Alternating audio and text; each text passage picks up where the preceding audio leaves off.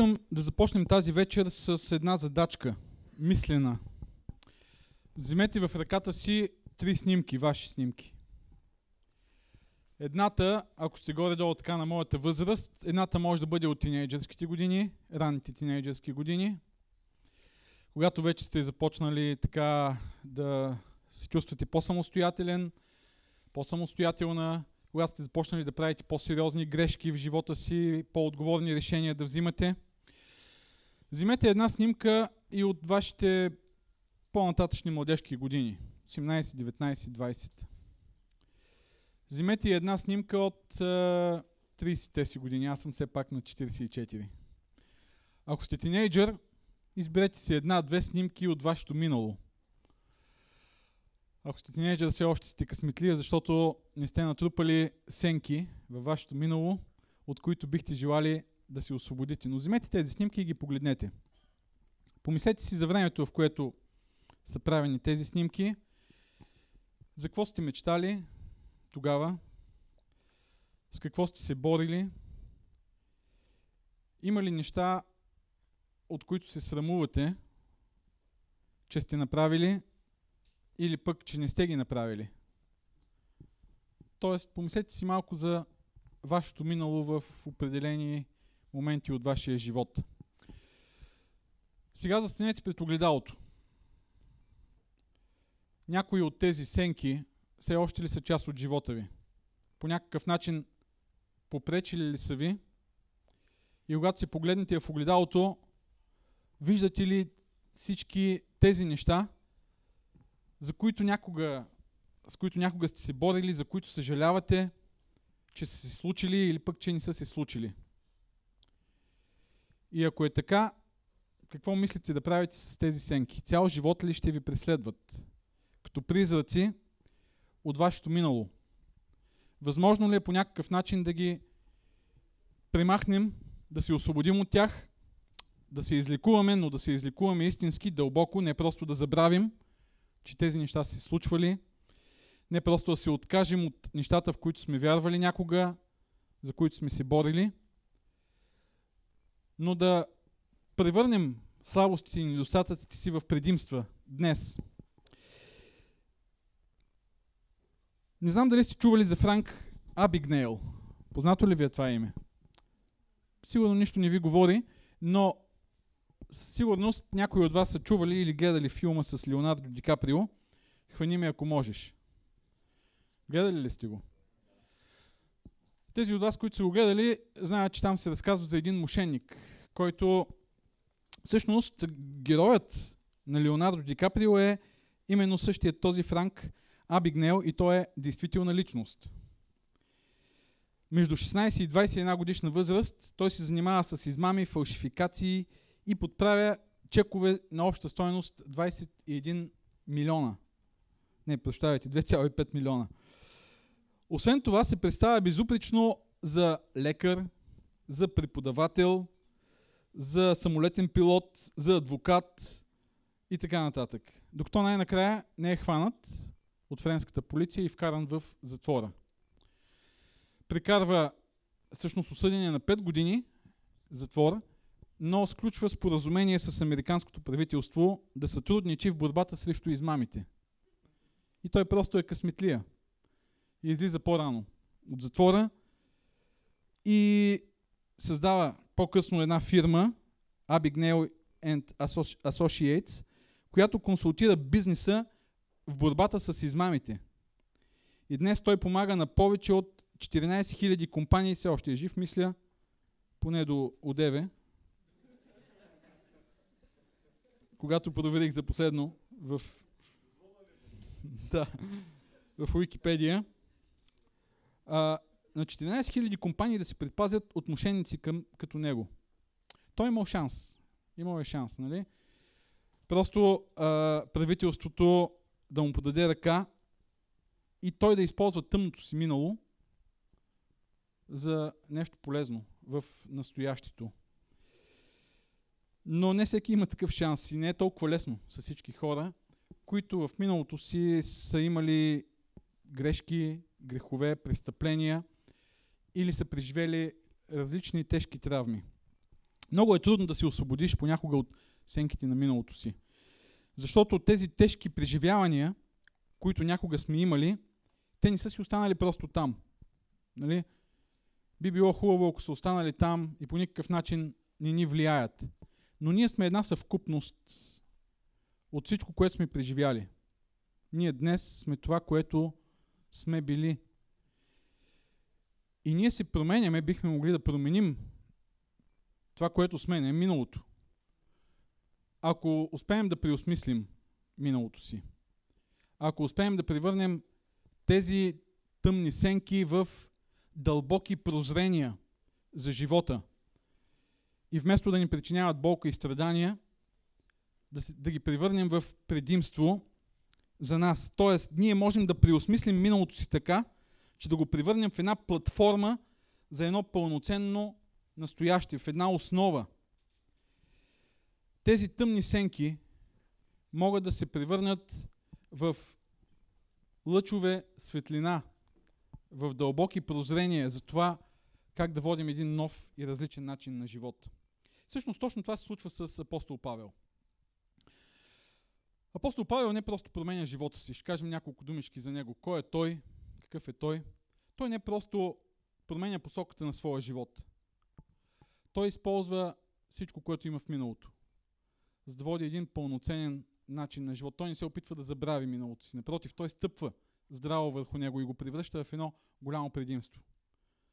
За да бъде успешен в новата си мисия, която има. Кой е Павел?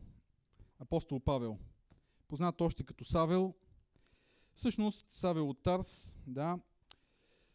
Всъщност, апостолът, който е оставил най-силни следи в християнството, е най-големия враг на християнството и това е известен факт на повечето хора с обща християнска култура.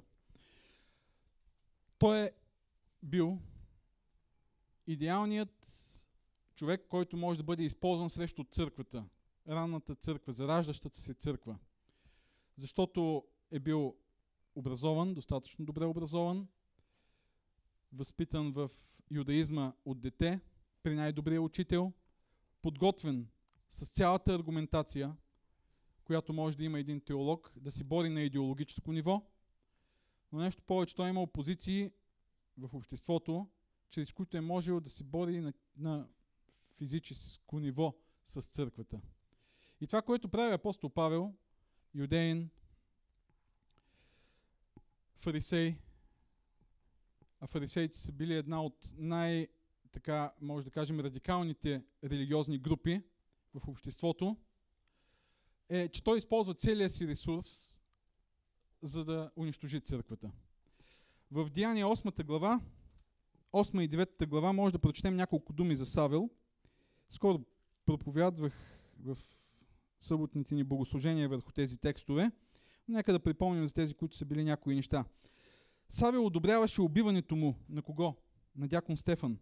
И в същия ден се повдигна голямо гонение против църквата в Йерусалим.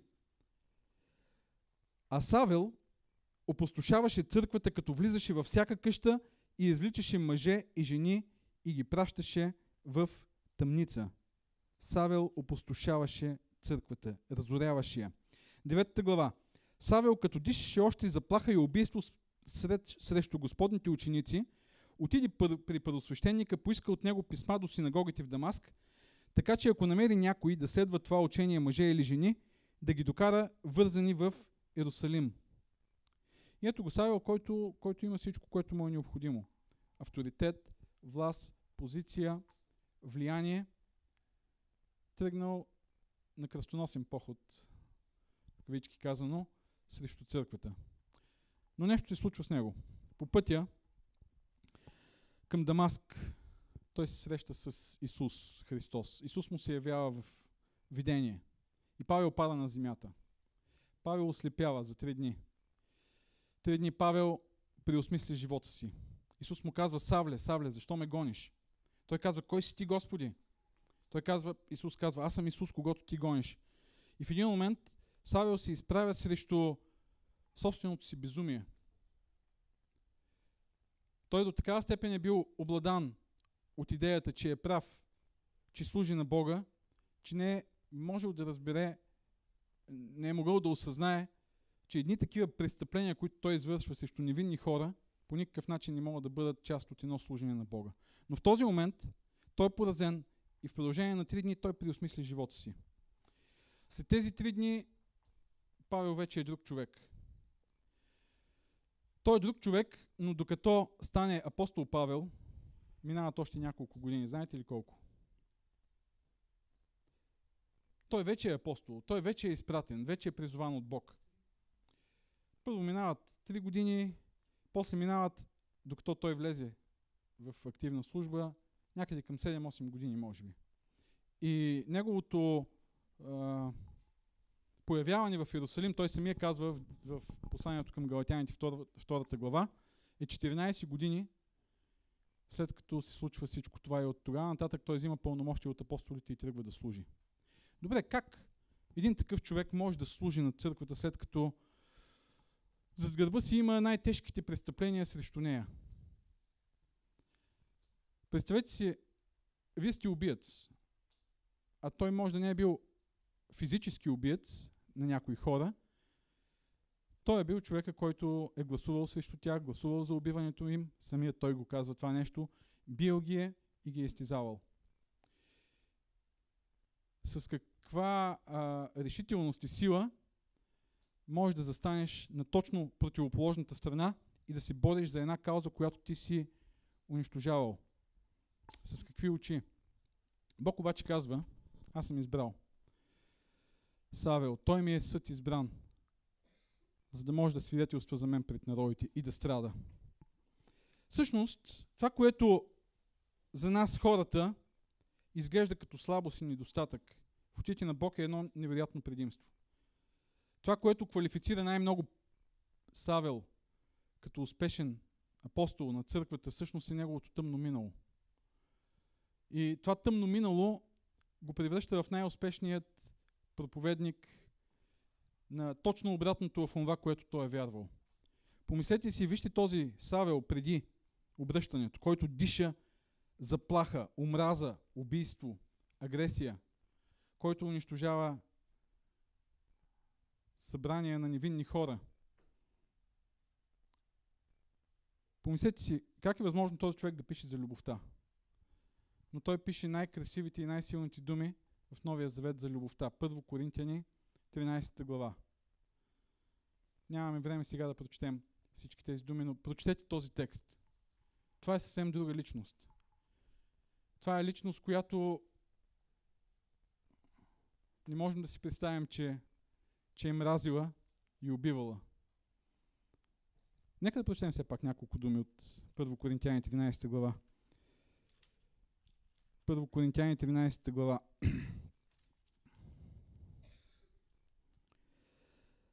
Любовта дълготърпи и е милостива. Любовта не завижда. Любовта не се превъзнася. Не се гордее. Не безобразничи. Не търси своето. Не се раздразнява. Не държи сметка за зло. Не се радва на неправдата, а се радва заедно с истината. Всичко премълчава, на всичко хваща вяра, на всичко се надява, всичко търпи. Аз си мисля, че точно човек, който е преживял нетолерантността, агресията, омразата и знае от собствен опит колко силна отрова представляват те, може да бъде най-силният застъпник на любовта. И точно това го квалифицира като такъв. Още, най-ревностният законник, Павел е най-ревностният законник, фарисей, който се бори против вярата в Исус Христос. Всъщност, той се превръща в най-силният защитник на благодатта. Най-силният защитник на свободата и оправданието чрез вяра. И то сред апостолите е толкова силен защитник, че се изправя срещу Петър, срещу Варнава.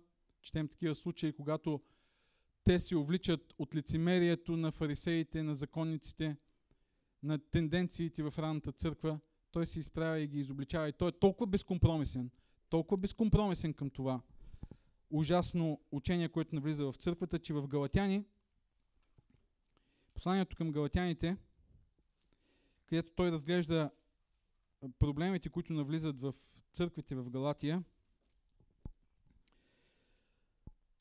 Той казва така, втората глава, 5 стих, 4 от 3 стих надолу, той разказва за това, че Тит, един негов съработник, който ако и да беше грък, не беше принуден да се обреже, и то поради лъжебратята, които бяха се вмъкнали да съглеждат свободата, която имаме в Христос Исус, за да ни поробят. Юдействащите християни са казвали, че всеки един християнин, езичник или юдеин трябва да се обреже и трябва да спазва Моисеевия закон.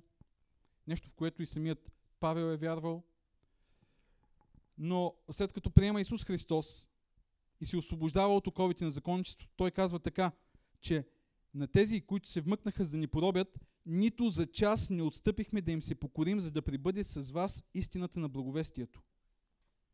Човекът, който е преживял най-големите травми от законничеството, от фарисейщината, сега е най-големият и най-силният застъпник на свободата, на благодатта, на вярата.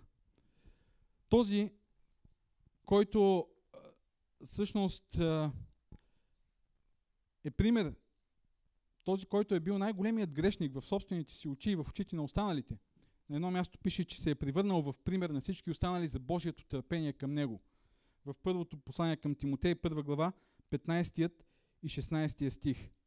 Така че това, което Павел прави всъщност от своето минало, е да види по какъв начин всички тези недостатъци, всички тези тъмни страни сега могат да се превърнат в едно предимство. Защото този, който е преживял болката и страданието в своя живот от различни неща, които са му се случили, той по най-силният и неоспорим начин може да защитава точно противното. Така че за Павел сянката от миналото, която включва насилие, убийства, преследвания на невинни жертви, фанатизъм, който го е карал да преследва другомислещите, се превръща в основа на неговото стабилно апостолство, което в крайна сметка той плаща дори с живота си. Искам да ви дам още два примера. Те са свързани с истории на съвременни личности, които ни показват по какъв начин хората, които имат тъмно минало, могат да го използват като предимство. Зак Ебрахим, не знам дали сте чували това име, може да пуснете в TED и да слушате лекция, която той изнася за 10 на минути. Той е син на терорист. Неговия баща, Ел Саид Нусаир,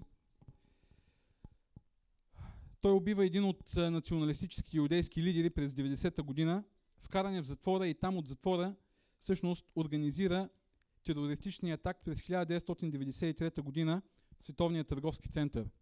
Преди този голям терористичен акт на 11 септември, през 1993 година има един друг такъв терористичен акт.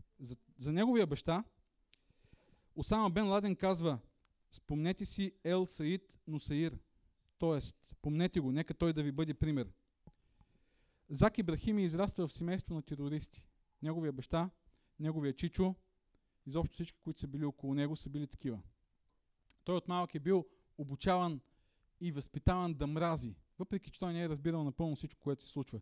Да мрази различните. След като баща му е хванат и вкаран в затвора, представете си да сте син на терорист. Какво означава? Той заедно с майка му се мести 20 пъти да живее на различни места, защото когато научат кой е, живота му става ужасен и непоносим. Как можеш да живееш с сенките на миналото? Срамът и ужаса твоя баща да бъде един от най-известните терористи, които са давани за пример от Осама Бен Ладен. Всъщност той решава да бъде различен. Това, което прави е, че решава да се бори точно срещу тероризма. И чуйте лекцията му в TED. Ще видите, че може би това е един от най-силните гласове, които могат да се чуят за мир и за приемане на другомислещите друговярващите, въпреки че той е мюсюлманин. Все пак може да бъде един невероятен пример за това как един човек е променил миналото си и може да бъде силен глас в защита на каузата, противоположна на тази, в която е бил обучаван. Още една личност. Уес Стафърд. Той основава асоциацията Съчувствие. Той е бил дете на мисионери, но това, което преживява, е нещо ужасно. През 50-60-те години в Африка той казва така: станах свидетел на огромна мъка в ранното си детство и сърцето ми беше съкрушено и променено. Обикновено не говоря за това. Не го бях споменавал от 35 години. Не го разказвах, за да не се налага да се извинявам от името на Господа, че не се е погрижил за едно малко беззащитно момче. Защото виковите и молитвите ми останаха без отговор. Точно на мен ли се падна най-мързеливият ангел-хранител, казва той. И това, което той разказва там, е ужасно. В приют, в който са деца на мисионери, той преживява най-големите ужаси, като физическо насилие, малтретиране от страна на мисионери, на християни, които обаче вярват в един жесток Бог и които се изливат гнева върху беззащитните деца. Той казва следното нещо. Беше политика на мисията, когато навършат 6 години, да ги пращат в пансион на 1200 км в африканската джунгла. Ръководителите бяха мисионери, дошли в Африка да спасяват хора, но не говореха езика и не разбираха културата, затова бяха натоварени с толкова маловажна задача – да се грижат за децата на други мисионери в пансиона. Нямаха нито призвание, нито обучение, вършиха го без удоволствие, с обида и гняв и се изкарваха гнева на нас, 50-те дечица в този пансион. Много рано научих, че могат да се случат ужасяващи неща, когато децата се подценяват, пренебрегват и се считат за маловажни. Той казва, че когато се е учил да смята, когато е учил математика, всъщност първото нещо, което е научил, знаете ли кое е било? Да преброи колко пъти на седмица са го биели. И той казва, средно по 17 пъти на седмица бях бит с колани, с ластици, гуми, някакви невероятен тормоз за най-малкото, за една гънка на леглото, за това, че си отворил очите, когато са казали, че трябва вече да спиш. И това в един християнски пансион, представяте ли си? Как може да израсне едно дете, преживяло всичко това? С каква нагласа? С какво отношение към Бог? С какво отношение към хората? С какво отношение към възрастните? И той казва, не искам да споменавам за сексуалния тормоз, който също присъстваше. Да преминеш през такива ужасни кошмари. Той казва, много от моите съвременници не издържаха, напуснаха, заживяха с гняв към Бог, към хората. Какъв избор е имал той? Да направи същото. Той казва, ние мразихме Бога на тези хора, които ни обучаваха и възпитаваха. И това беше единственото отношение, което може да имаме. Мразихме и тях. Но в един момент, всъщност точно това, което преживява ужасната болка и страдание, се превръщат в източник на мотивация за него да бъде защитник на децата, които имат такава съдба. И всъщност той прави Compassion, тази организация, именно точно с тази цел. Да подпомага деца, които израстват в бедност, които израстват сред насилие, които нямат нормалната среда, в която да могат да се развият като личности. От жертва той казва, аз се превърнах в победител. Реших вече винаги да защитавам децата, да се застъпвам за тези, които са беззащитни. След като напуснах цели 3 десетилетия, не бях споменавал за това. Пансионът бе затворен, закрит. По-късно потисниците бяха съдени, но не ги осъдиха заради различни вратички в закона и различия в законодателствата в африканските страни и европейските.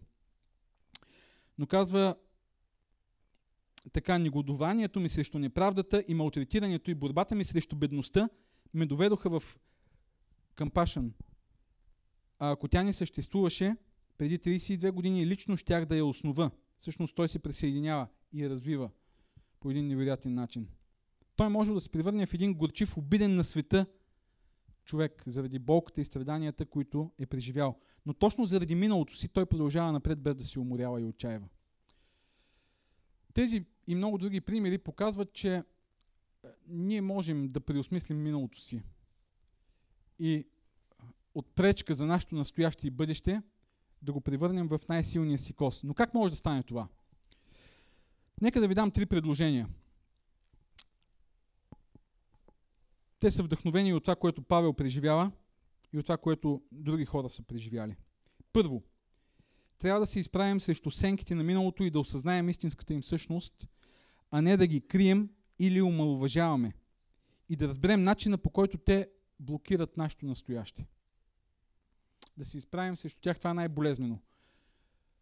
И Уест Стафърд казва, в продължение на 30 години аз не говорих. Защото ако той е можел да застане пред тях, колко трудно му е било да започне да ги разкрива пред хората, с които е живял. Но самият той казва, че в момента, в който той проговаря, неговата мотивация се увеличава още повече. И това, което всъщност го прави успешен в очите на хората, е именно това, което той е преживял. Това му дава силата. Павел се изправя срещу мрака на своето безумие. И после цял живот не спира да разказва това, което е преживял. В Деяния на апостолите виждаме, че той разказва 2 пъти своята история. В своите послания почти навсякъде споменава. На няколко места той споменава, че е бил гонител, но че Бог е променил живота му.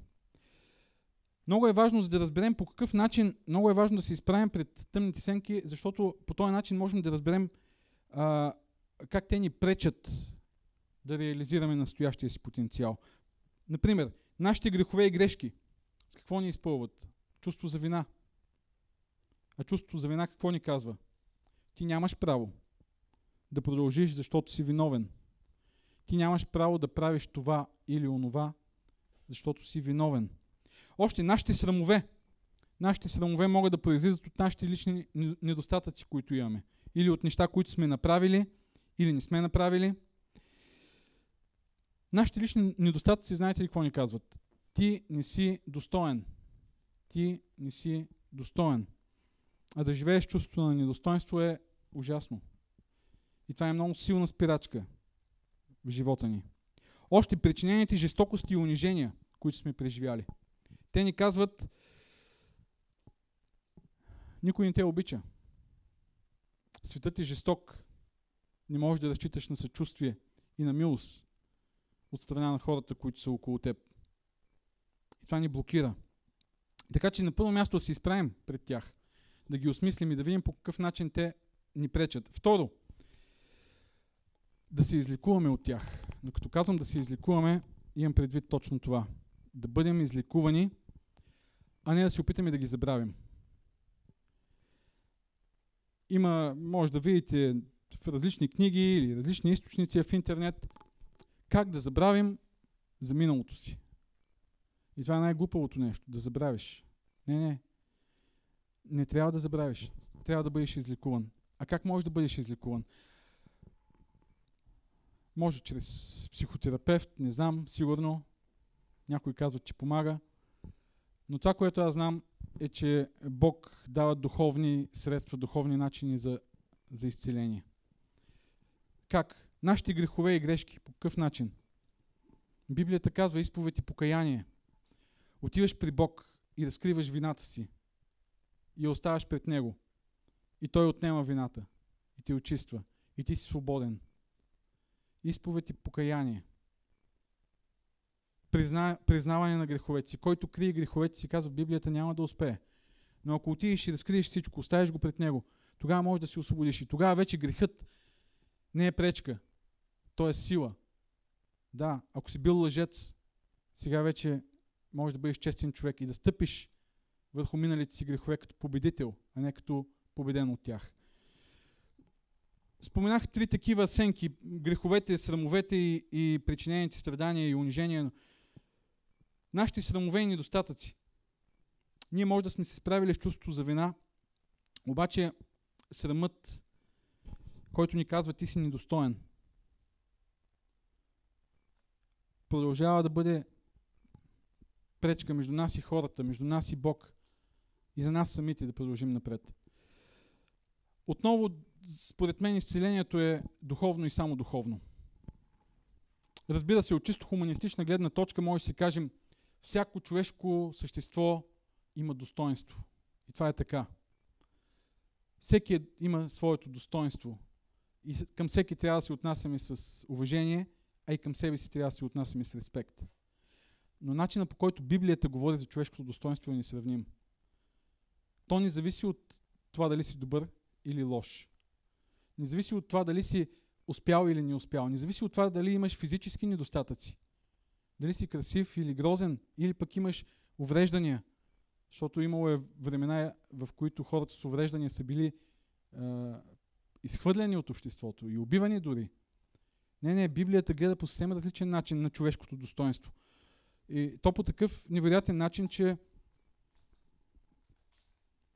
няма с какво да го сравним. Бог толкова високо цени човека, че какво прави?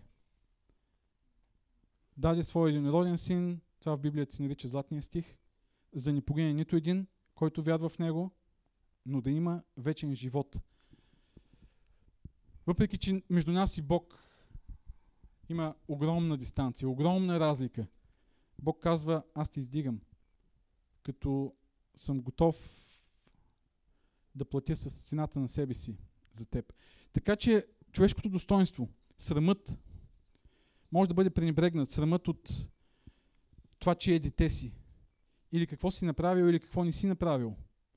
Това, че си провалил младостта, че не си получил добро образование, че нямаш добрата професия и работа, с която хората те уважават и така нататък. Може да изброим много други причини за срам в очите на Бог. Ние сме ценни и стойностни. Още, болката и унижението, които са ни били причинени от родители, възрастни, приятели. Всеки един от нас е бил унижаван, всеки един от нас е бил нараняван. Кой е начинът да се справим с болката и унижението? Но да се справим изцяло и напълно. Прошката. И ако чуете лекцията на Уес Стафорд, защото той изнася една лекция на лидерската конференция на Уилоу Крик, той казва: когато им простих на тези хора, им казах: простих ви, махайте си от живота ми. Само когато простим, могат призраците на нашето минало, оценките на нашето минало да се махнат от живота ни. И ние вече да можем да гледаме със спокойствие към хората, които по някакъв начин са ни наранявали. Това е начинът да се освободим от миналото си по един цялостен начин. Да бъдем излекувани, да бъдем изцелени. И третото нещо, което е много важно, да открием светлата страна на тези тъмни сенки. Както казах, да видим прозрение в тях. Нека да не забравяме, че ние, които познаваме най-добре нашите слабости, сме най-силни в преодоляването им и най-силни в помощта на хората, които се борят с тези слабости. Това е много ценен капитал. Миналото ни, тъмното минало, се превръща в един невероятно ценен капитал. Жестокият Павел може да понесе жестокости. Този, който е причинявал страдания, може да понесе страдания, защото знае какво да си от другата страна. Този, който е мразил свободата в Исус Христос, сега може да бъде най-силен неин защитник. Така че, ако съм бил агресивна личност, как това може да ми помогне да бъда вдъхновение за другите, да бъдат кротки и смирени? Ако съм бил мързелив, ако съм бил зависим, ако съм имал трудно и тежко детство, болката, страданието, преосмисленето им, изправянето срещу срама са най-добрият катализатор за смисъл и мотивация в живота и най-добрият начин да бъдем пример за хората, които са около нас. Нека вземем пак тези няколко снимки. 1, 2 снимки. 3 от живота си. От нашето минало. Когато ги погледнем, какво виждаме там? Дали виждаме сенки и призраци или вече виждаме нещо друго? Вярвам, че с Божията помощ може да превърнем недостатъците от миналото в наши предимства. Искам да си пожелаем успех за това. Имаме време за въпроси, нали? Така че ще помоля да пуснем слайдовите. Той е един слайд всъщност. И да направим групички. Една, тук могат 3 и тук 2 или 3 могат да бъдат направени. И да дискутираме под тези въпроси. След което, между другото, няма много да продължаваме да ни се разотират хората. Искате ли сега да го направим всъщност? Добре. Ще теглим жребият за наградите в играта на София вярва за книга и билети за концерт. Спомняте си, бяхме пуснали 5 книги. И всеки можеше да хареса някоя от тези книги. И книгата, която има най-много харесвания, ще бъде подарък за 3 души, които са харесвали, които са лайквали. Така че виждате ползата от лайкването. Моля? Това е старо. Аз бях пуснал новото. Не е ли? Добре, после ще ги дам въпросите. Ако мисля, че са пуснати, след малко ще дойде. Така че сега ще изтеглим 3 печеливши. Иска ли някой да дойде тук? Късметлийската ръка. Айде едно дете да дойде, Стефи. Добре, елай ти. Да.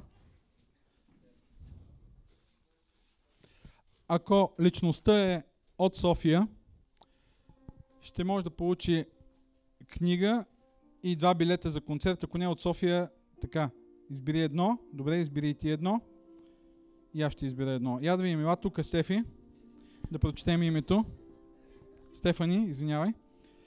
Стефани. Така. Виолета Боева. Мисля, че Виолета Боева не е от Сили. Те са във Варна в момента. Добре, Виолета Боева печели. Веселин Сакалев, Веско, колегата Сакалев, който е пастор в Търново. Добре, виждате. И Йордан Ненковски. Данчо. Сакалев. Сега, какво печелят те? Те печелят книгата Влакът към Емаус. Благодаря, Стефани. Те печелят книгата Влакът към Емаус на Теодора Димова. Всъщност бяхме избрали 5 християнски романа като игра. По-нататък ще има и други игри в следващите месеци, като ще се задълбочим в нравствено-християнска литература, после в малко по-теологична, различни жанрове от християнската литература. Така че 5 християнски романа играеха. Влакът към Емаус беше най-много харесван. Ще получите по една книга. Данчо получава и 2 билета.